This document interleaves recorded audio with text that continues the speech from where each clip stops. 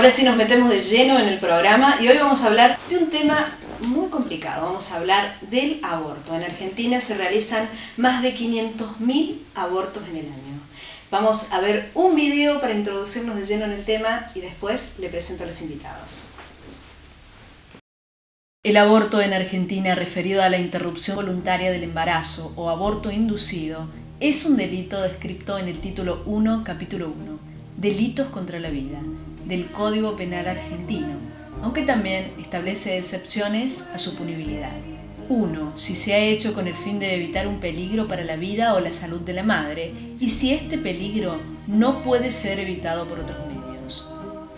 Y 2. Si el embarazo proviene de una violación o de un atentado al pudor cometido sobre una mujer, idiota o demente.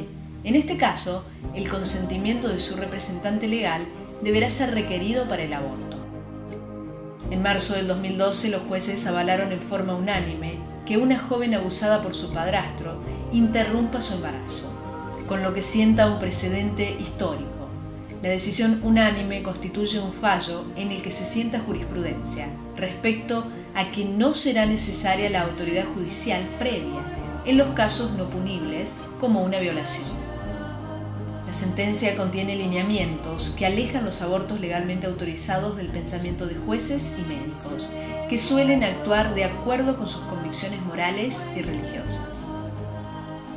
De ese modo, confirmó que cualquier mujer, y no solo aquellas con discapacidad mental, tienen el derecho a terminar con una gestación fruto de una violación.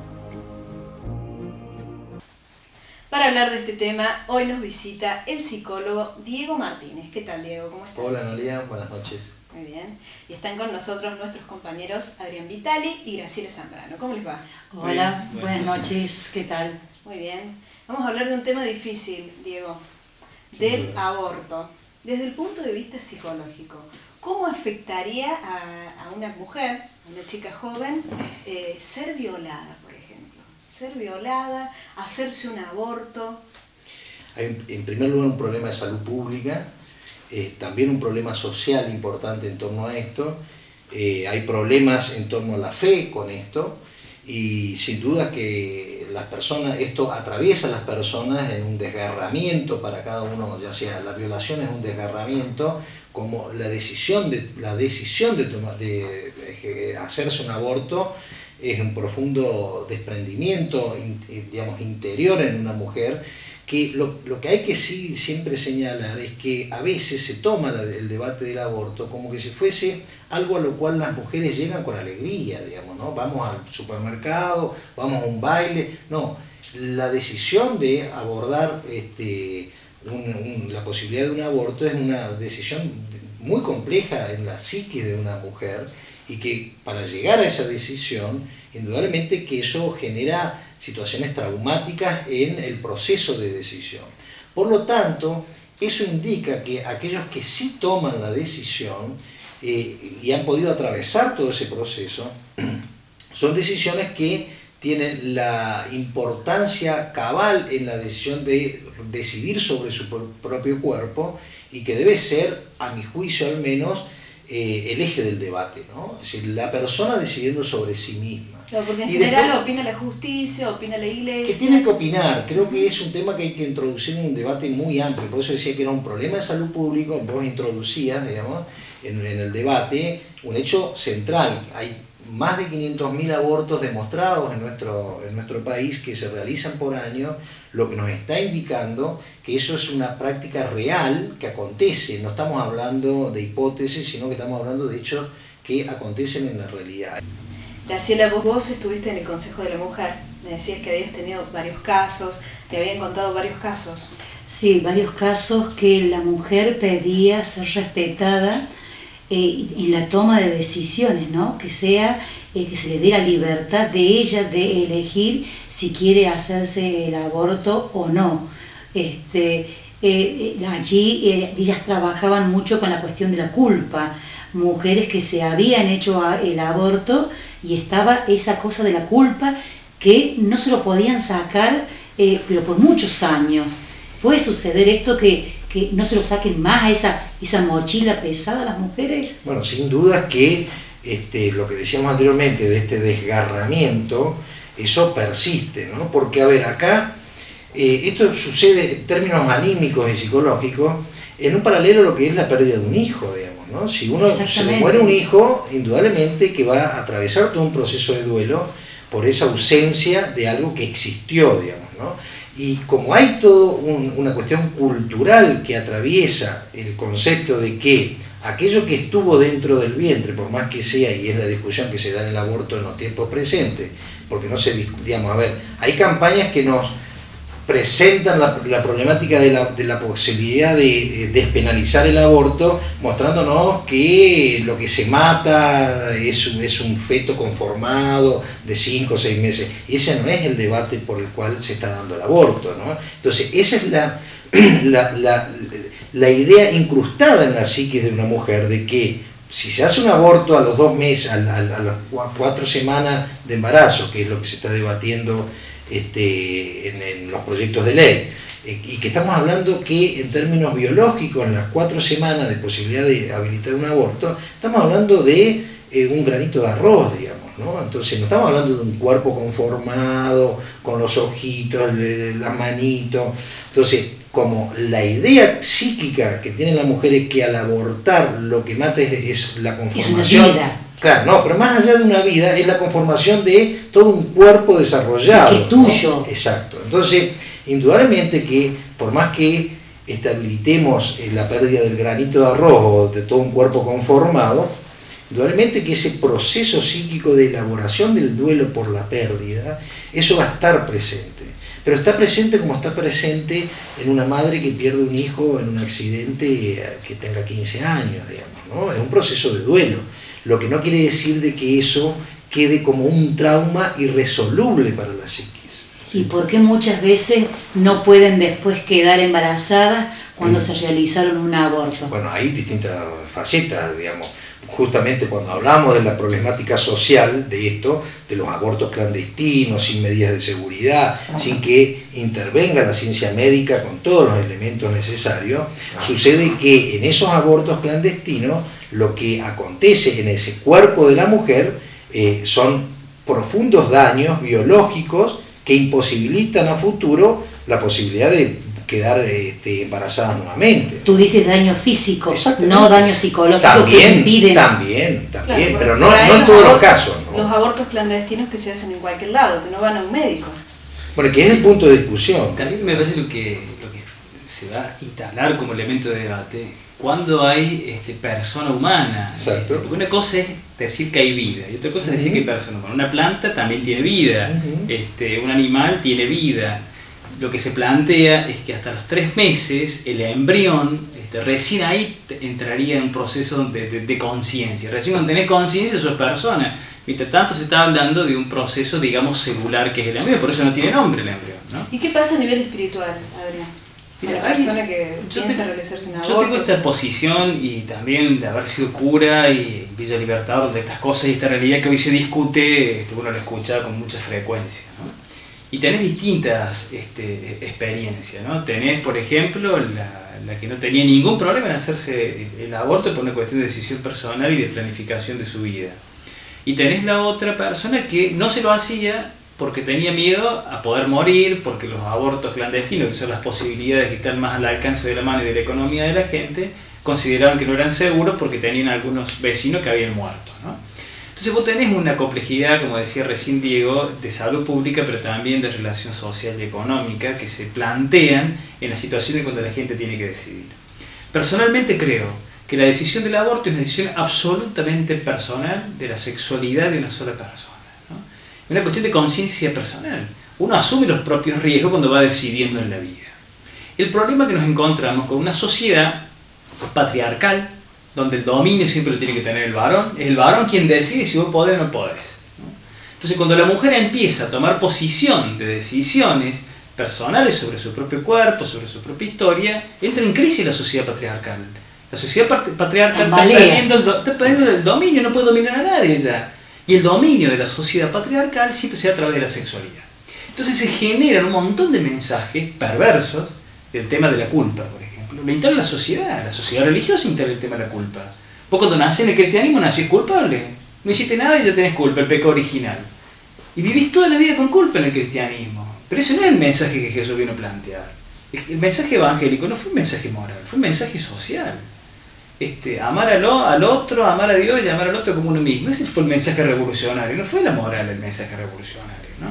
Entonces a mí me parece que habría que respetar las decisiones personales y que el Estado tiene que garantizar mis decisiones personales. Vos fíjate, Analía, cuando para hacer una denuncia de abuso sexual lo tiene que hacer el que ha sido perjudicado. Vos no podés ir a denunciar que a mí me violaron, no podés, porque se llama un delito de instancia privada. Ahora, mi decisión de si quiero abortar o no ya pasa a ser pública, no puede ser privada. Entonces, lo que hizo, me parece, la Corte, con mucho criterio, la posibilidad de aquella persona que haya sido violada, que puede ir con una declaración jurada a pedir el aborto, me parece bárbaro, porque es una cuestión de salud pública. Y es una decisión personal. Como es personal la decisión de hacer la denuncia, es personal la decisión de ver cómo yo decido entonces planificar mi historia y planificar mi vida a partir de ese acto que he sufrido, que una violación es una cosa terrible, ¿no? Y también es personal la decisión del médico que quiera hacerlo o no, con las cuestiones de fe o de conciencia. Mira, Graciela, el tema de la conciencia la ponen cuando hay que discutir estas cosas, pero en la cuestión económica nunca entran los valores de conciencia.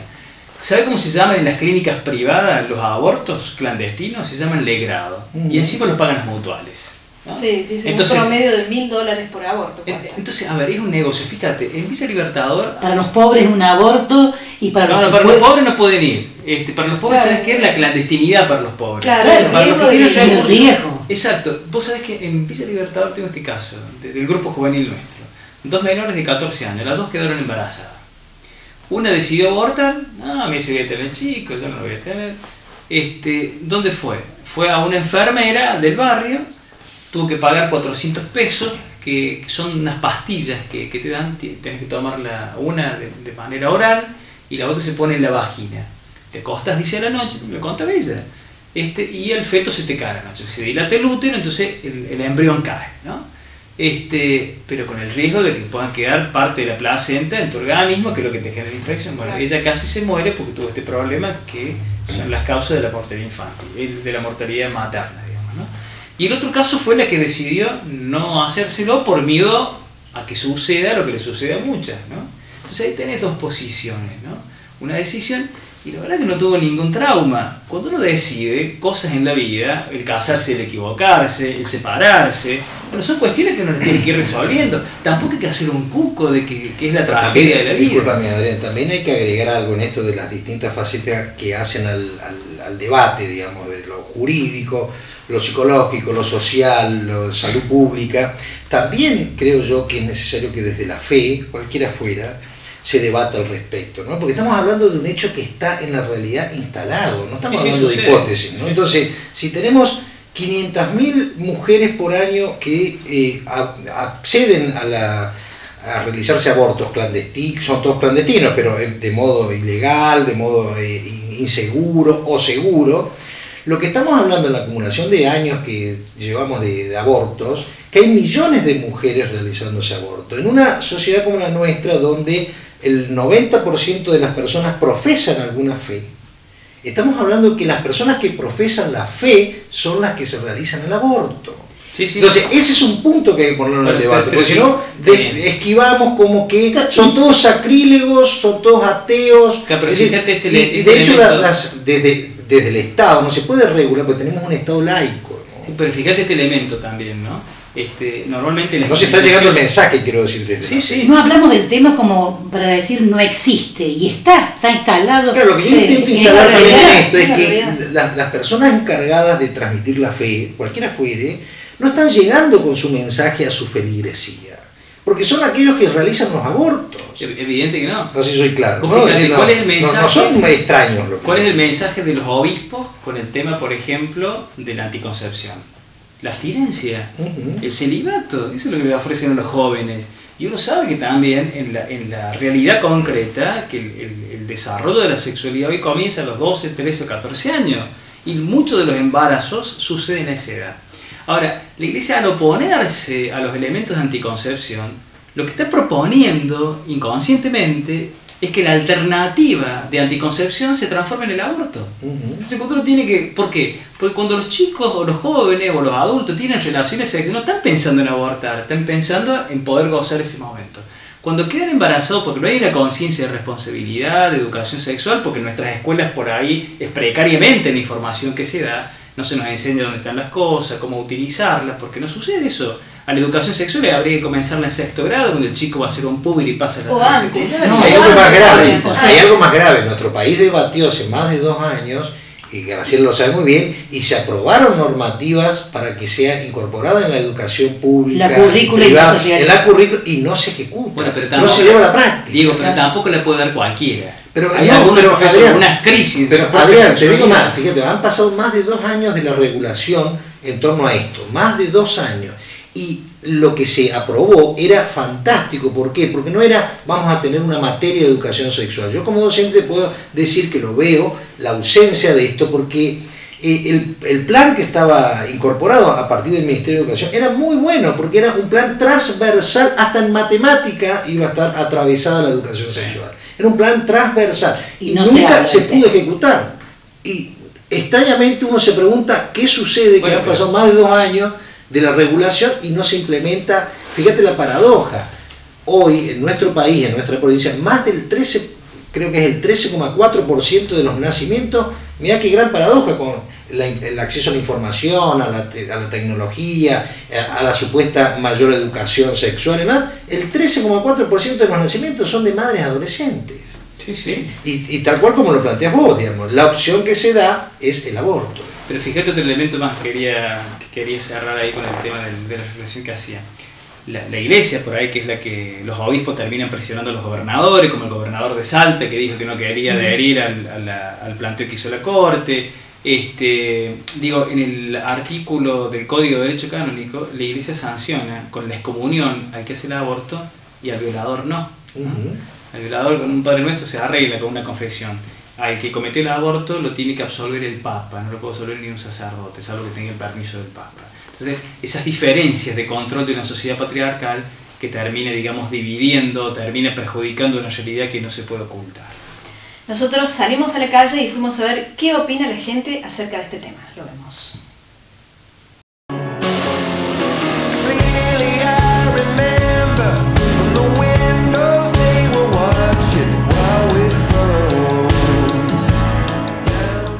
No, estoy en contra del aborto. Yo creo que desde la concepción hay vida. Es un tema muy complejo a tratar por el tema de decir si es violada, si es una no deseada, si tiene alguna discapacidad. Pero yo creo que es una persona, desde la concepción hay vida. Después, yo creo que si es una persona violada, lo da adopción, es una vida y nadie tiene derecho a sacársela a nadie. Con respecto a lo que dijo el tribunales, en ese sentido estoy de acuerdo. En ese sentido, así estoy de acuerdo. No, no para nada. No estoy para nada de acuerdo. No, me parece que es una vida y que nadie tiene derecho a decidir por la vida de otra persona. Únicamente Dios. Por lo menos yo soy católico y lo veo desde ese punto de vista. No estoy de acuerdo para nada. Si el bebé viene, hay que aceptarlo porque es lo que Dios nos manda. Sí, por supuesto, estoy totalmente de acuerdo. En esos casos y en cualquier caso, porque yo creo que un hijo no bienvenido no es un buen hijo. Y si no, habría que ir a fijarse en esos lugares, en los nosocomios, en Oliva, en todos esos lugares están todos los chicos enfermos, internados y no han sido hijos deseados. No estoy de acuerdo, para nada. Estoy a favor de la vida. No estoy de acuerdo. No estoy a favor del aborto porque es una vida que se tira abajo, digamos. No, directamente hay que cuidarse, hay que más o menos pensar, razonar de lo que uno está haciendo y bueno, y no al aborto. A mí no estoy a favor del aborto.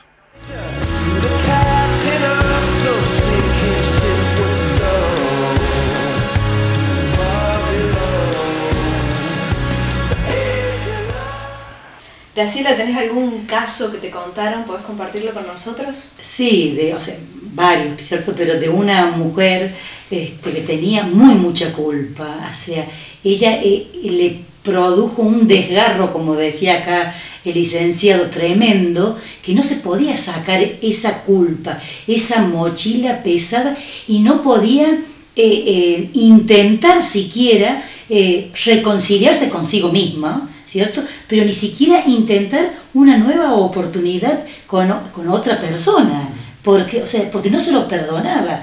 Y ni siquiera se animaba a contarle. Me dice, tendría que decirle al sacerdote, pero tampoco me animo. O sea, era todo una mezcla de culpa y vergüenza. De culpa, de vergüenza, algo que no debía hacer. Y si se entera la sociedad, también el qué dirán, ¿no? Bueno, pero es muy importante lo que relata Graciela, ¿no? Porque eso está ligado a cuál es el paradigma que hasta hoy tenemos presente en torno al aborto, ¿no? El aborto es un crimen, ¿sí? Es una mujer que comete un crimen, y no sobre cualquiera, sino sobre su propio hijo, ¿no? Ese es el paradigma actual.